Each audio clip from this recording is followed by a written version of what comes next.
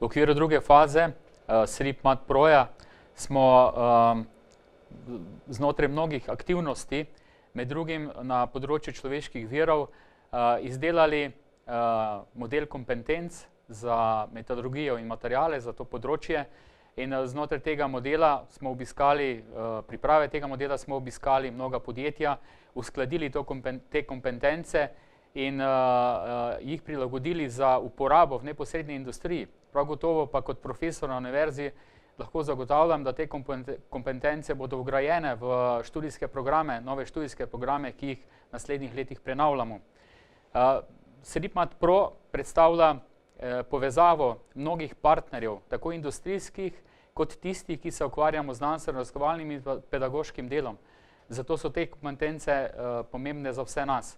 Po drugi strani pa vidimo, da je SRIP Mat Pro prinesel velik napredek pri razvoju znanosti, tako bazične kot aplikativne, znotraj programov in projektov, ki jih izvajamo v SRIP-u. Bi pa še posebej predstavil načrt izdelave pilotnega centra SIPCAST, to je slovenski pilotni center za napredne strjevalne tehnologije lahkih kovin. Znotraj tega centra predvidevamo, da bomo pomagali slovenski industriji in pa slovenski znanosti na vseh nivojih. Predvidevamo, da bo ta center, ki bo ustanovljen in bo deloval v vzhodni kohezijski regiji, inštalirali mnoge naprave, mnoge kapacitete za tako znanstveno-raziskovalno kot pa aplikativno industrijsko raziskovalno delo. To je neobhodno, zato ker danes industrija napreduje in pa znanost napreduje z velikimi koraki.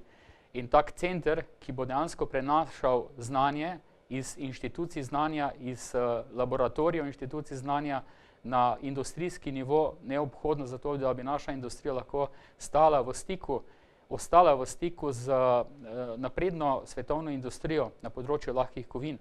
Tak center predstavlja ne samo možnost znanstveno-raziskovalnih raziskav, projektov in pa industrijskih raziskav, predstavlja možnost na področju internacionalizacije, saj v bližnji okolici v Srednji Evropi takega centra ni in dejansko pomeni možnost konkuriranja na evropskih projektih, sodelovanja z industrijo v naši okolici in pa nenazadnje seveda predstavlja velik pedagoški potencial, tako za izobraževanje kadrov v industriji, kadrov, ki potrebujejo nova znanja, ki potrebujejo znanja na področju novih naprav, novih metod, novih preiskovalnih metod in naprav in seveda tudi za izobraževanje tako na srednješolskem kot univerzitetnem nivoju. Predvidevam, da bodo naši študentje v takem centru pridobili znanja, ki jih danes ne morejo pridobiti, zato ker takšnih naprav, ki so polindustrijskega namena, v slovenskem okolju ni. Seveda je potrebno, zato da bi tak center ustanovili, tudi nekaj dobre volje strani države, strani ministrstev in upamo, da bomo ta načrt, ki smo ga pripeljali do praktično realizacije, lahko v naslednjem letu ali pa v naslednjih letih uresničili in uspešno izvajali raziskave na področju strjevanja in pa vseh drugih področjih lahkih kovin.